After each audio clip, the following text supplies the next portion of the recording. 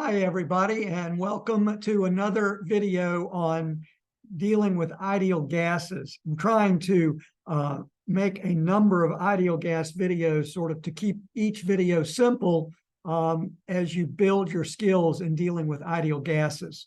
So let's get started.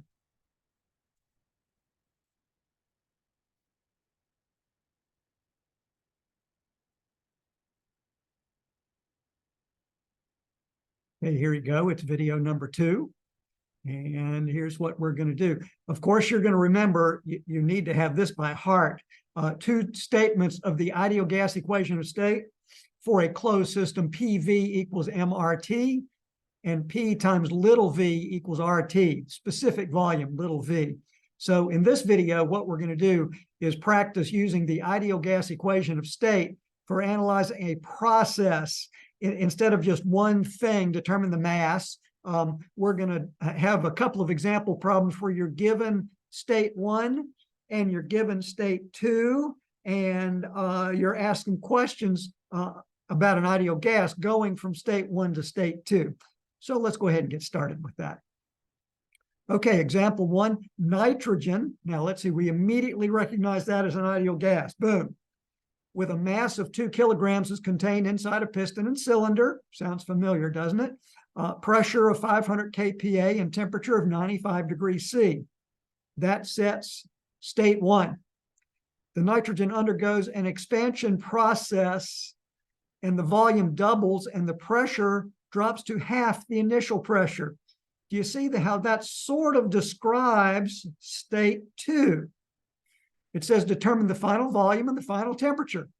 Very straightforward and easy problem. So you might be thinking about, how would I solve this in my head before I show you how to solve the problem? Well, here's our approach. Nitrogen, we're going to model it as an ideal gas. We'll start with a sketch. Of course, we'll draw a PV diagram of the process. Okay. What's known at state 1? The mass, the pressure, and the temperature. 3 things, okay? We're going to use the ideal gas equation of state to solve for the initial volume, V1. Then we're going to write down what we know. The mass is constant. We're given that P2 is 1/2 P1, and V2 equals 2V1, okay? So we're going to study our ideal gas equation of state and see how that given information is going to help us solve the problem. We will derive the relationship to find T2 using the ideal gas equation of state. All right, let's start with a sketch. PV diagram. Here's state 1. It was given. So do you see that P1 is given, and we could calculate little v1, okay, with what we've got, okay? Now, let's see. When we read the problem, it doesn't exactly describe the path that we take to get to state 2, but what does it say? It says the volume doubles, V2 equals 2V1, and it says that the pressure is cut in half. It's a classic expansion process, but we're not given anything about the path. We're still going to be able to solve for what's desired. And here's our solution. We'll write down our ideal gas equation of state, PV equals MRT. So let's see. In terms of working the numerics, we need R. So here's R, 28 for nitrogen, should know off the top of your head.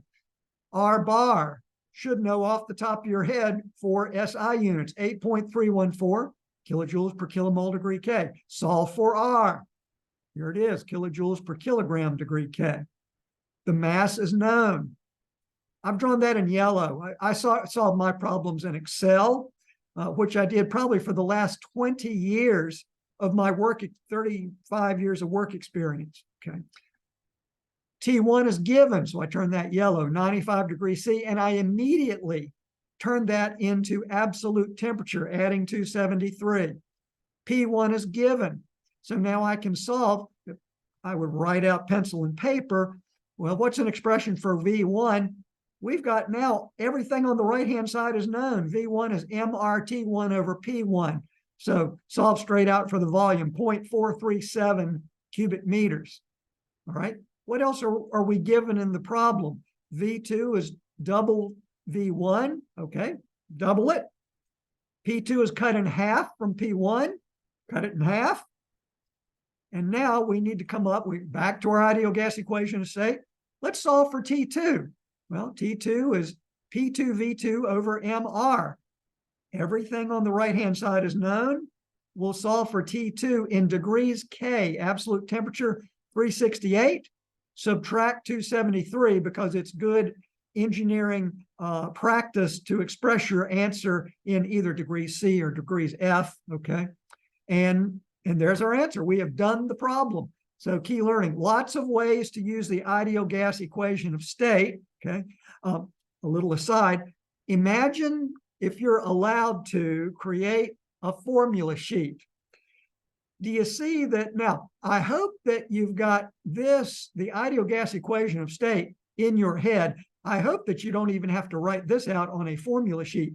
But do you see the kiss of death would be writing out all these special formulas on a formula sheet when, as an engineer, you recognize you can derive these special formulas from the fundamental equation. And that's a point I want to make about the pitfall of using formula sheets. Is don't get all balled up writing all kinds of specialized formulas. That's kiss of death. Let's recap what we just did on example 1. We had enough information in the problem to determine the initial volume, which was 0.437 cubic meters. We also had enough information given in the problem to determine the final temperature of 95 degrees C. And lo and behold, all we did was use the ideal gas equation of state. For this process, the final temperature exactly equaled the initial temperature. Interesting. That's kind of an interesting thing. We'll explore that in a second. So for this problem, we didn't know anything about the path of the process, but we were still able to determine all that was asked for. Very powerful. Okay, example 2. Now we're going to switch substances. It says pure oxygen, O2. Now, again, you're going to recognize that as an ideal gas. Boom. Contained inside a rigid vessel at a pressure of 125 psia and a temperature of 300 degrees F. Oh, we've got English units. Could be tough. Heat is removed from the oxygen until the pressure decreases to 90 psia, pounds per square inch. What's the final temperature? Can you think about how you'll solve that? All right, let's go look at our approach. Oxygen, O2, model is an ideal gas. You would write that on your problem solution. Start with a sketch. We're going to draw a PV diagram for the process, just to stay in good practice, starting with a sketch. We'll start with the ideal gas equation of state and recognize, what do we have?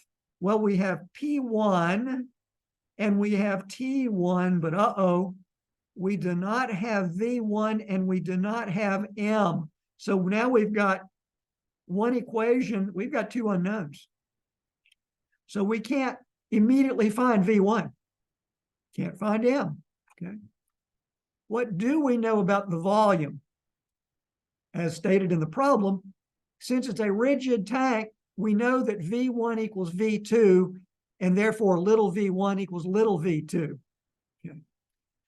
So here's what we'll do. If we do a little head scratching, we can solve the ideal gas equation of state, PV equals MRT, for MR. And I've done it here. MR is equal to, and we'll do it twice for state 1 and state 2. We've got MR equals P1 V1 over T1 equals P2 V2 over T2. That's two equations rolled into one long equation. We'll solve for T2. Boom, there it is. And so then, and we'll also recognize that V2 over V1 equals 1. No change in volume. V2 over V1 is 1. All right, here we go. Here's our sketch. I've repeated. Move my picture here. Oops, sorry. Here's my picture.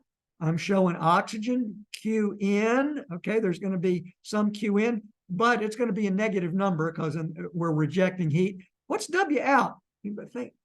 What's W out? It's 0. It's a rigid tank. And so The boundary is not moving, it's not lifting a weight, so there's no work out for this process. Area under the curve is 0. We start at P1, end at P2, and we show that our specific volume stays constant, rigid vessel.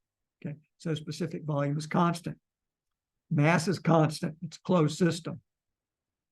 So I wrote that down. That's got some value. If this is a quiz question, this has got some value, writing this stuff down. All right, here's my solution steps. Sorry, I jumped ahead to give it all away. We're going to start with our ideal gas equation of state, and let's solve for MR. MR is equal to, let's solve for it twice. It's P1V1 over T1 at state 1, and at state 2, it's P2V2 over T2. Interesting. Now, what we've done is we've just derived a handy jingle that you should be able to remember in your head. Okay.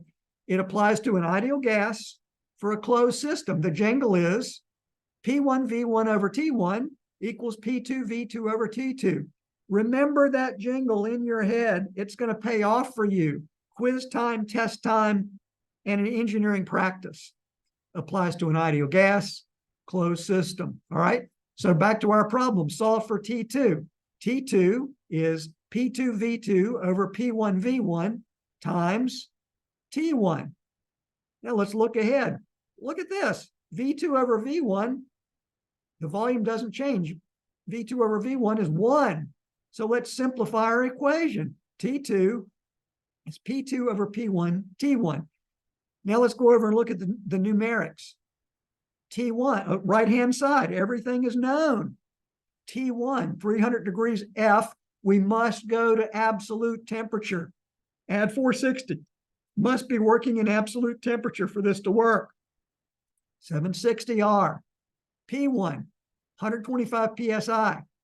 P2, 90 PSI. Well, look at this. We don't even need to go through the headache of transforming both of these pressures into pounds per square foot, because for this problem, we have a ratio. Do you see that we're wasting our time? We could, but we'd be wasting our time to convert this to pounds per square foot because it's a ratio. And so this is plug and chug. So T2 is 547.2 degrees R. And so we're going to subtract 460 from that to express our answer in degrees F, 87.2 degrees F. Boom, we're done. Not bad. And you may say, God, what a waste of watching this video. Anybody can see this. Well, that is true. It's not too hard, but you've got to practice to get good at this in a pressure situation, such as a quiz or a test, or in the workaday world when you're under the gun, when there's time constraints on you having to provide your team members your result. Okay, so let's recap. We use the ideal gas equation of state to derive an expression for T2 in terms of T1 and the ratio P2 over P1. We didn't even need to determine R for oxygen. I didn't point that out. Let's go back to the solution. Notice here where we didn't even have to find R. Cool. We didn't need to transform the pressure, PSI, into pounds per square foot because for this problem, we were using a ratio of two pressures. So we saved time. All right. What's the recap of this module? The ideal gas equation of state is a powerful problem-solving tool only for ideal gases. You got your new jingle that I hope you apply to your memory. P1V1 over T1 equals P2V2 over T2. Applies to a closed system with an ideal gas. Now, you can derive useful relationships between multiple states with this ideal gas equation of state. Finally, my friendly advice. Learn this jingle in your head. Get it into your head and know what it applies to. Ideal gas, closed systems. So don't depend on a formula sheet for this. If you are allowed to have a formula sheet, go ahead and take that opportunity. Don't punish yourself, but don't depend on a formula sheet to really learn and understand this very fundamental part of thermodynamics applied to ideal gases. So that's it for this one. So let's see I've got to figure out how to get out of here. Looks like we're out of the PowerPoint, and I'll stop recording, and we'll see you next time.